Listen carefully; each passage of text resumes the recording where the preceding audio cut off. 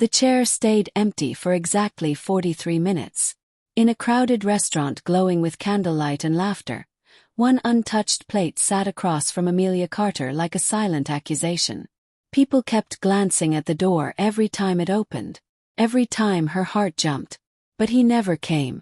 And by the end of that night, Amelia would discover that the man she loved hadn't just disappeared. He had been hiding a life she was never supposed to find. Rain hammered against the windows of Bella Verona, turning the city outside into blurred rivers of neon light. Amelia checked her phone again. 8:43 p.m. 3 missed calls to Daniel. No reply. The waiter approached carefully, almost apologetic. "Would you like me to keep the kitchen open a little longer?" Amelia forced a smile. "Yeah. He's probably stuck in traffic." But even she didn't believe it anymore. Daniel was never late. Not for birthdays. Not for anniversaries. Not even for stupid little movie nights where they argued over popcorn flavors for 20 minutes. He was the kind of man who set alarms for alarms. Which meant something was wrong. Or worse, something was hidden. Amelia stared at the engagement ring on her finger. 3 months earlier, Daniel had proposed beside a frozen lake in Colorado. Snow falling softly. Tears in his eyes. His hands trembling as he whispered, "I choose you. Every version of my future begins with you." She believed him. God, she really believed him. At 9:12 p.m., her phone buzzed. Not Daniel. Unknown number. Amelia answered instantly. "Hello." For a moment, only breathing answered her. Then a woman's voice whispered, trembling, "You need to stop looking for Daniel." The line went dead. Amelia froze. The restaurant noise faded into a dull hum around her. Her fingers tightened around the phone. Her chest felt hollow, like the floor beneath her reality had suddenly cracked open. She called the number back immediately. Disconnected. By midnight, she was standing outside Daniel's apartment in the pouring rain. The building superintendent recognized her instantly. "Miss Carter. Have you seen Daniel?" The old man hesitated too long. That hesitation said everything. "He moved out yesterday," the superintendent finally admitted. Amelia blinked.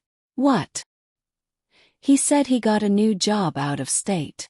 Her stomach dropped so violently she nearly lost balance. "Yesterday," she whispered. "Yesterday."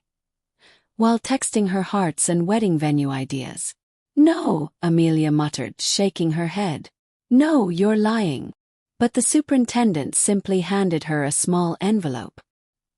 "He told me if you came looking to give you this." Rainwater dripped from her hair onto the paper as she slowly opened it. Inside was a single key. And an address. The storage unit sat on the edge of the city beside abandoned warehouses and flickering streetlights. Everything about the place felt wrong. There. The silence. The strange feeling crawling up Amelia's spine. She unlocked Unit 214 with trembling hands. And the moment the metal door rolled open, her entire world shattered. Photos covered the walls. Hundreds of them. Pictures of her. Sleeping. Working. Walking home. Inside coffee shops. Some were taken years before she even met Daniel. Amelia stumbled backward, horrified. What the hell? Then she noticed something worse. Other women were in the photos too. Different faces. Different names scribbled underneath. Sophia. Rachel. Megan. Every picture connected with red strings pinned across a giant board like some terrifying investigation. In the center of it all was one word written in black marker. Replacement. Amelia's breathing became uneven. She backed away slowly until her foot hit a dusty box. Inside were passports. Multiple IDs with Daniel's face. But different names. Her blood turned cold. Daniel wasn't just lying. Daniel wasn't even Daniel. Suddenly, footsteps echoed outside the unit. Amelia's heart nearly stopped. Someone was coming. Low.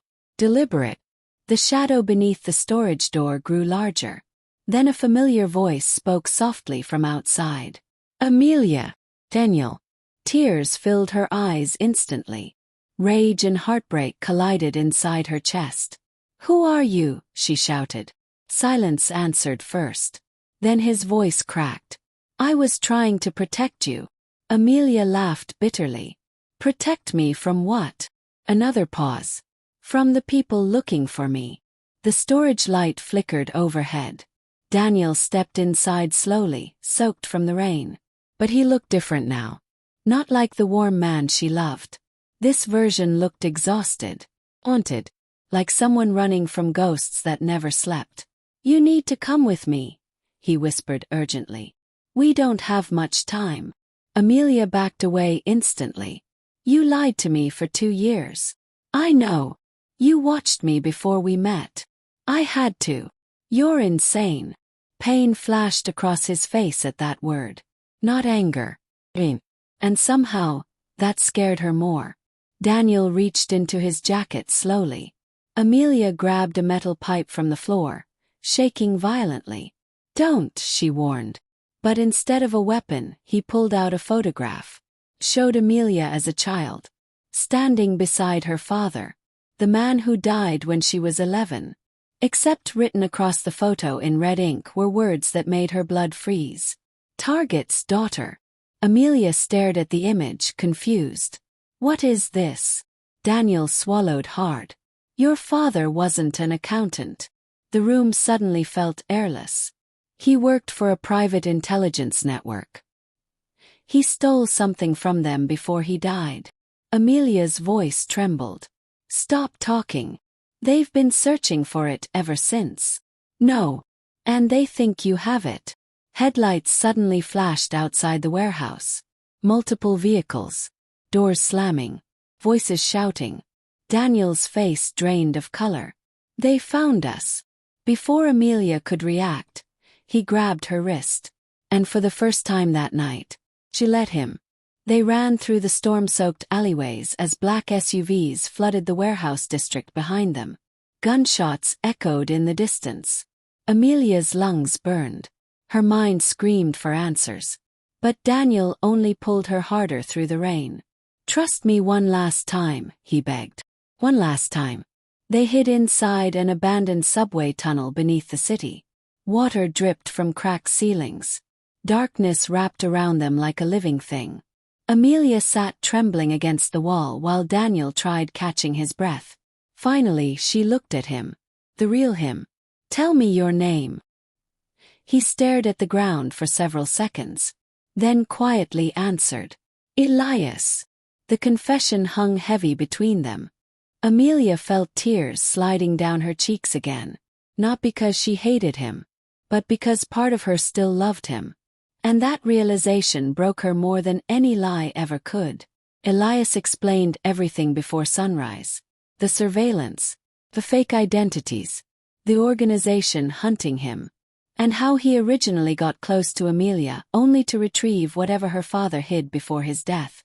"But then I fell in love with you," he whispered. Amelia looked away instantly, because she knew he was telling the truth. By morning, sirens echoed across the city. News channels reported a warehouse fire. 2 unidentified bodies found inside. Authorities assumed Elias was dead. And for the first time in years, he smiled. A small, tired smile filled with freedom. 3 weeks later, Amelia stood alone at a train station in northern Canada. Snow drifted softly around her boots. Elias stood beside the train doors holding a worn backpack. No lies left between them now. Only scars. Only truth. Only impossible choices. "You can come with me," he said quietly. Amelia looked at him for a long moment. This man had destroyed her world. But he had also saved her life. And somewhere between betrayal and survival, they had become something neither of them understood anymore. The train doors beeped. Final boarding call. Elias stepped onto the train slowly. But before the doors closed, Amelia suddenly grabbed his hand.